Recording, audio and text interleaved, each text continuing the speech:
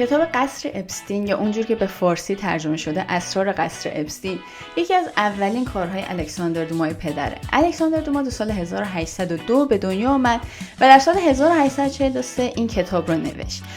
خب اونایی که با سبک کار الکساندر دوما آشنایی دارن میدونن که بیشتر رمان‌های تاریخی مینویسه، ولی این کتاب کاملا متفاوته، اصلا یک سبک جداییه و من خودم برداشت خودم اینه احساس میکنم چون جزو اولین رمان‌های الکساندر دوما بوده شاید اون موقع هنوز اون سبک دلخواهش رو پیدا نکرده بوده و مطمئن نبوده میخواد برای آخر عمرش به عنوان یک شغل چه سبکی رو انتخاب کنه برای نوشتن.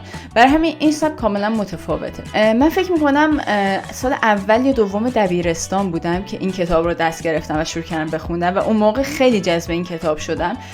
خب نثرش مثل بقیه کتاباش فوق‌العاده قشنگه، یه هیجان خاص و متفاوتی نسبت به بقیه کتاباش داره. توی اون سن خیلی برای من هیجان انگیز بود و الانم که اینجا هستم تصمیم گرفتم این کتاب رو براتون روایت کنم.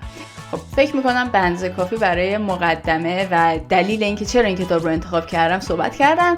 بریم واسه اولین قسمت کتاب.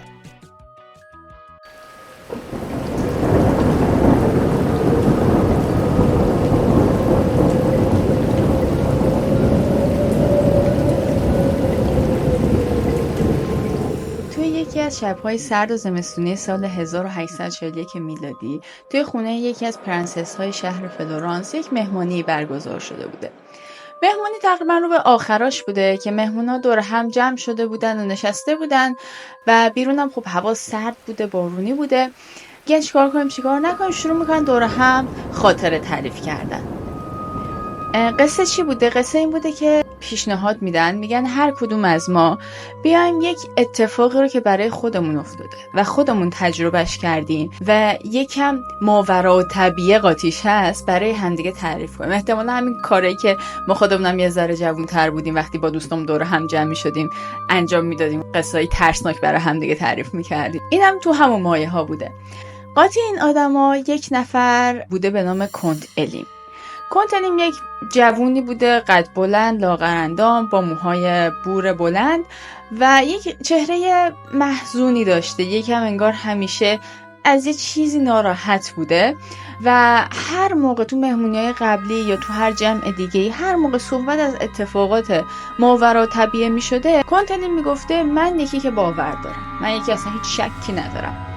اینه که توی این مهمونی هم وقتی که یکی یکی حضار شروع میکنن هر کدوم یک داستانی رو تعریف کردن، وقتی نوبت به کنت الیم میرسه همه یه جورایی منتظر بودن که اگه کنت الیم گفتش که نه من چیزی تعریف نمیکنم شروع کنن اصرار کردن. کنت الیم وقتی که بهش میگن که نوبت شماست که یه داستانی رو تعریف کنی با کمال میل قبول میکنه. میگه که من 3 سال پیش توی کشور آلمان داشتم سفر میکردم. یک توصیه نامه‌ای برای یکی از بازرگانای معروف اون شهر فرانکفورت داشتم که میخواستم خودم برم بهش معرفی کنم و حالا یک سری بیزنس با هم میخواستن انجام بدم. میگه من این توصیه نامه رو بردم و خب اون موقع اون تاجر یکی از ثروتمندان شهر فرانکفورت بوده و قصری و دم و دستگاهی و چیزی برای خودش داشته. کنت الیمو دعوت میکنه به قصرش و میگه که بیا یه مدتی اینجا بمون. کنت الیم هم که خب از راه دور اومده بوده و قبول میکنه. یک مدتی توی عمارت این بازرگان میمونه و بهش پیشنهاد میدن که آره ما اینجا یک شکارگاهی داریم، تو هم که شکارچی قابلی هستی اگر دوست داری بیا با هم بریم توی این جنگل ها و مراتع و اینا با هم شکار کنیم.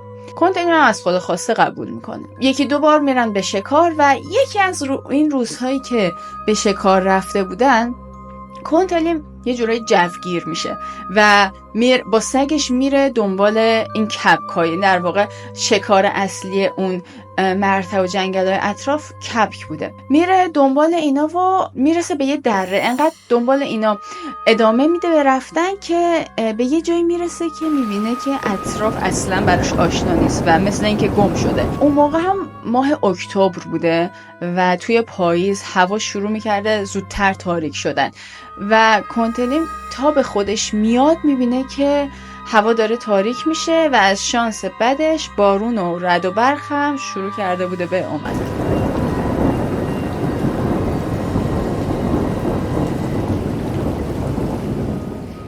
خب توی اون تاریکی هیچ جا رو نمیدیده، فقط مستقیم توی اون دره میرفته و بارون همینجوری شروع میکرده به زیاد و زیادتر شدن. فقط تصور کنید که با اون رعد و برق و هوای تاریک و اون دره‌ای که هیچ جاشو نمیشناسی و راه برگشت به اون عمارت رو بلد نیستی، چه حس و حالی داری. یه جورایی کنت الین فقط تکیه کرده بوده به سگش، یعنی فقط دنبال سگش را بیفته، ببینه اون کجا میره همونو دنبال کنه. توی همون تاریک و روشنی که رعد و برق داشت میزد، یک لحظه چشمش میخوره به یک حالت قصر مانند بالای یک تپه. پیش خودش میگه که خب این فعلا نزدیکترین چیزیه که میتونم برم و یک سرپناهی بگیرم، ولی خب توی اون تاریکی و بارون و اون نیمچه مهی که اونجا شده بوده، هیچ مسیر مستقیمی رو به اون قصر پیدا نمیکنه، به چشمش نمیاد. تنها چیزی که به نظرش میرسه اینه که من از لای درخت‌ها و بوته‌ها همینجوری حدسی سعی کنم به سمت اون قصر راه بیفتم، اینکه ببینم بالاخره به کجا میرسم.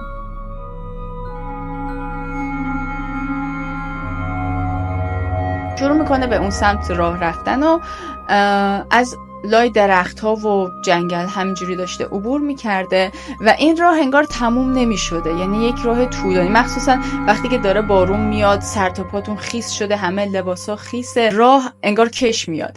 برای کنت الین هم همین اتفاق افتاده بوده، خسته و گرسنه بوده، راه رو گم کرده بوده و مطمئنم حتی نبوده که این راهی که داره میره درسته یا نه، همینجوری حدسی داشته میرفته. ولی خب ادامه میده و باز دوباره سگش رو میندازه جلو که ببین آیا اون بوی چیزی حس میکنه که به هوای اون شامه سگش مسیر درست رو پیدا بکنه. میره و همینجوری داشته از لای درخت‌ها عبور میکرده که یک لحظه میرسه به یک دوراهی، میمونه که بره سمت چپ یا راست و باز هم تو اینجا اطمینان میکنه به سگش و سگش به اون سمتی که سگش میره اینم راه میفته. میره و کم کم از دور میبینه که یک کلبه مانندی رو داره میبینه. خیلی خوشحال میشه، میگه خب بالاخره یکی حتما تو این کلبه هستش، میتونم یک غذایی بخورم، یه استراحتی بکنم، لباسامو خوش کنم.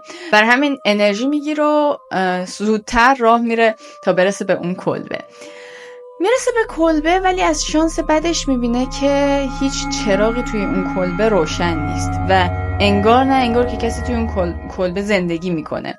ولی خب یک چیز جالبی بوده، با اینکه بر اثر شرایط آب و هوایی و باد و بارون و یه سری خزه هایی که رشد کرده بودن روی اون کلبه، معلوم بوده که خب خیلی رسیدگی نشده به این کلبه، ولی باز هم خرابه نبوده، یعنی معلوم بوده بالاخره حداقل هر از گاهی یک سری به این کلبه زده میشه و اونقدر خالی از سکنه در واقع نیستش. خب هرچی چشم میندازه داخل کلبه کسی رو نمیبینه، در میزنه، محکم میکوبه روی شیشه، ولی خب هیچکی جوابشو نمیده. کنت الین ناامید میشه و برمیگرده که از اون یکی مسیر ادامه بده، شاید که به یک جایی برسه و شاید بتونه به اون قصر برسه.